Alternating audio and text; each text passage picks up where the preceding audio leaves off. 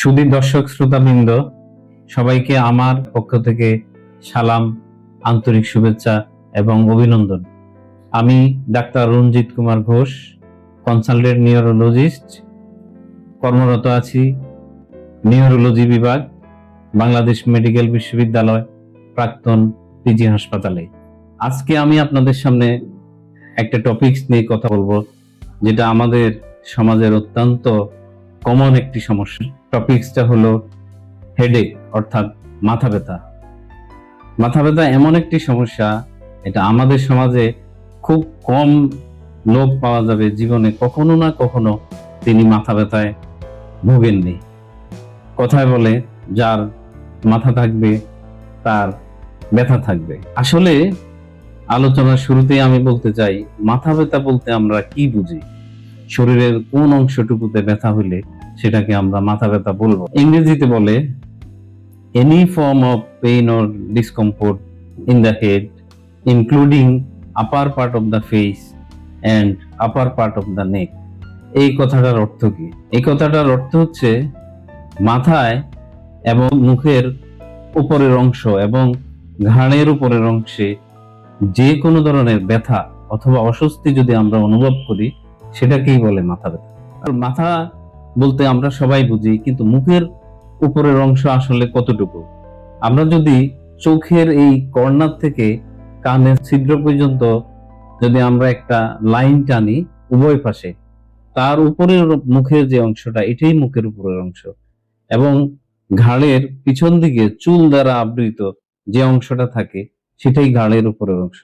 এই ঘাড়ের উপরের অংশ, মুখের উপরের অংশ এবং মাথা, এই পুরাটা অংশে যখন পেইন অথবা ডিসকমফোর্ট, ব্যথা অথবা অস্বস্তি হবে, তখনই সেটাকে আমরা মাথা ব্যথা বলবো। কি কারণে মাথা ব্যথা হয় সে অনুসারে মাথা ব্যথা কে আমরা দুই ভাগে ভাগ করতে পারি। প্রথমত, একটা হচ্ছে প্রাইমারি হেডেক এবং দ্বিতীয়ত সেকেন্ডারি হেডেক।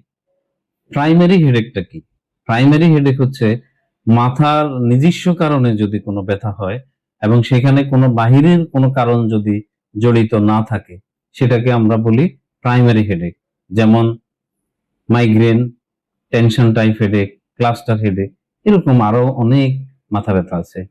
সেকেন্ডারি হেডেক বলতে আমরা কি বুঝি?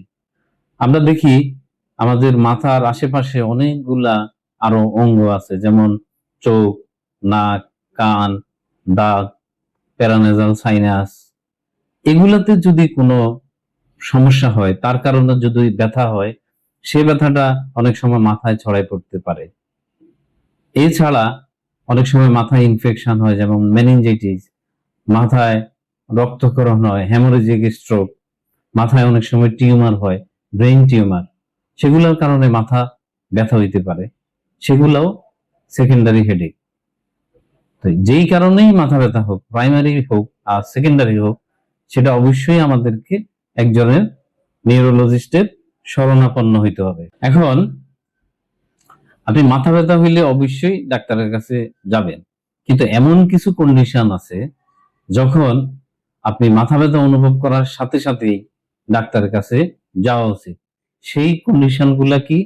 সেই কন্ডিশন গুলা হচ্ছে, প্রথমবার জীবনে যদি আপনি কখনো তীব্র মাথা ব্যথা অনুভব করেন, নাম্বার ওয়ান। নাম্বার টু, হঠাৎ করে মারাত্মক মাথা ব্যথা হইলো, আপনি আগে কখনো এরকম মাথা ব্যথা অনুভব করেন নাই। নাম্বার থ্রি, এমন এক মাথা ব্যথা অনুভব করলেন, আগে থেকে হয়তো আপনার মাঝে মধ্যে মাথা ব্যথা হতো, কিন্তু এমন মাথা ব্যথা অনুভব করলেন যেটা ওয়াস্ট ফর এভার, অর্থাৎ জীবনে আপনি এত তীব্র ব্যথা কখনো আর অনুভব করেননি। নাম্বার ফোর, মাথা ব্যথার আগে যদি কখনো বমি হয়, বমি দিয়ে তারপরে মাথা ব্যথা শুরু হয়। তারপরে নাম্বার ফাইভ, আপনি হাঁচি কাশি দিলেন, সামনের দিকে ঝুঁকে কোনো কাজ করতে গেলেন, অথবা হেভি কোনো ওয়েট লিফটিং করতে গেলেন, তখন প্রচন্ড মাথা ব্যথা হলো। নাম্বার সিক্স, যদি মাথা ব্যথাটা আগে থেকে অল্প অল্প মাথা ব্যথা ছিল, কিন্তু গত কয়েকদিন যাবত, এক দুই সপ্তাহের মধ্যে ধীরে ধীরে মাথা ব্যথাটা বাড়ছে। এরপরে যদি এমন হয় যে মাথা ব্যথার সাথে আপনার জ্বর আছে, মাথা ব্যথা হইলো, জ্বর আছে, যেমন এখনকার দিনে আমাদের অনেকেরই ডেঙ্গু হচ্ছে, ডেঙ্গুতে জ্বর থাকে, তীব্র মাথা ব্যথা থাকে, এই ধরনের যদি কোনো কন্ডিশন হয়, তাহলে আপনাকে সাথে সাথেই ডাক্তারের শরণাপন্ন হইতে হবে। মাথা ব্যথার জন্য আপনার ঘুমের ডিস্টার্ব হচ্ছে, আপনি ঘুমাইতে গেলেন, প্রচন্ড মাথা ব্যথায় ঘুম ভেঙে গেল, অথবা সকালবেলা ঘুম থেকে উঠলেন, ঘুম থেকে ওঠার সাথে সাথেই মাথা ব্যথা, তাহলে আপনাকে ডাক্তারের শরণাপন্ন হইতে হবে। মাথা ব্যথা, আপনি দেখলেন আপনার মাথা ব্যথা আছে, ধীরে ধীরে একটা অঙ্গ দুর্বল হয়ে যাচ্ছে, নিউরোলজিক্যাল প্রবলেম দেখা দিচ্ছে মাথা ব্যথা, তখন আপনাকে ডাক্তারের কাছে যেতে হবে।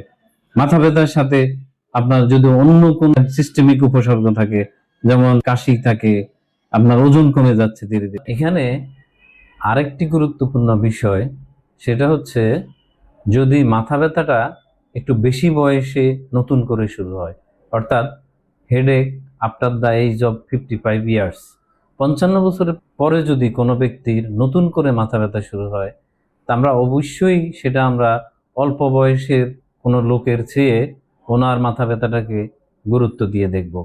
আর আরেকটা বিষয় হলো যে হেডেক উইথ লোকাল টেন্ডারনেস, অর্থাৎ আমার মাথা ব্যথা আছে কিন্তু যেই জায়গাটাতে ব্যথা, সেখানে যদি আমি হাত দিয়ে চাপ দিয়ে দেখি যে সেখানে আমি একটা ব্যথা অনুভব করতেছি, তাহলে সে ব্যাপারটাকে আমাকে অবশ্যই গুরুত্ব দিয়ে দেখতে হবে। এই সমস্ত কারণ যেগুলো আমি বললাম, এগুলো যদি কখনো অনুভব করে, তাহলে দেরি না করে অবশ্যই আপনার নিকটস্থ নিউরোলজিস্টের সাথে দেখা করবেন।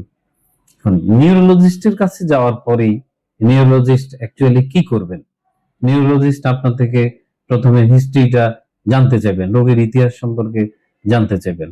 প্রথমেই জানতে চাইবেন যে আপনার মাথা ব্যথাটা কোথায় হয়, মাথার কোন জায়গায় হয়, এটা কি মাথার এক পাশে হয়, না উভয় পাশে হয়, না পুরো মাথা জুড়ে হয়, মাথা ব্যথাটা কতদিন ধরে হচ্ছে, মাথা ব্যথার সাথে বমি ভাব আছে কিনা বা কখনো বমি হয় কিনা, মাথা ব্যথার সময় আলোর দিকে তাকাইতে অসুবিধা হয় কিনা, শব্দ শুনতে খারাপ লাগে কিনা, মাথা ব্যথার সময় আপনার চোখ দিয়ে নাক দিয়ে পানি পড়ে কিনা, নাক বন্ধ বন্ধ মনে হয় কিনা, অথবা অনেক সময় চোখের পাতা নিচের দিকে নেমে আসে কিনা, মাথা ব্যথাটা কি একটা নির্দিষ্ট সময় পর পর হয়, যেটাকে বলে অ্যালার্ম ক্লক হেডেক, অর্থাৎ দিনের একটা নির্দিষ্ট সময় গিয়ে মাথা ব্যথাটা হবে।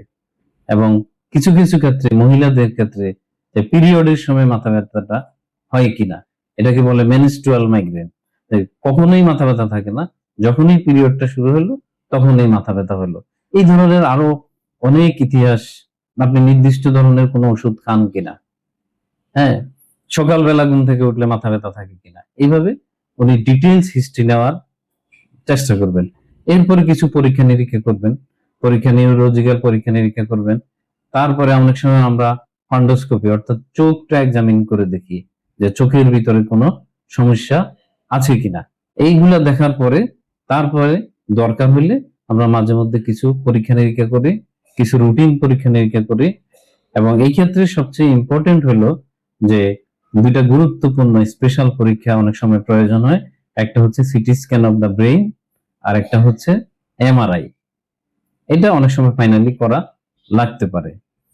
এই হিস্ট্রি এবং ইনভেস্টিগেশন করার পরে যখন মোটামুটি আমরা একটা ডায়াগনোসিসে পৌঁছাই, তখন আমরা রোগীকে চিকিৎসা দিই। চিকিৎসা শুরুতেই আমাদের যে কাজটা করার চেষ্টা করি যে এক্সপ্লেনেশন এবং রিঅ্যাসুরেন্স, রোগীকে ব্যাখ্যা করে বলতে হবে যে আপনার এই কারণে এই সমস্যাটা হচ্ছে, এবং ওনাকে আশ্বস্ত করতে হবে যে না, এটার জন্য আপনার বড় ধরনের খারাপ কিছু হওয়ার সম্ভাবনা নেই।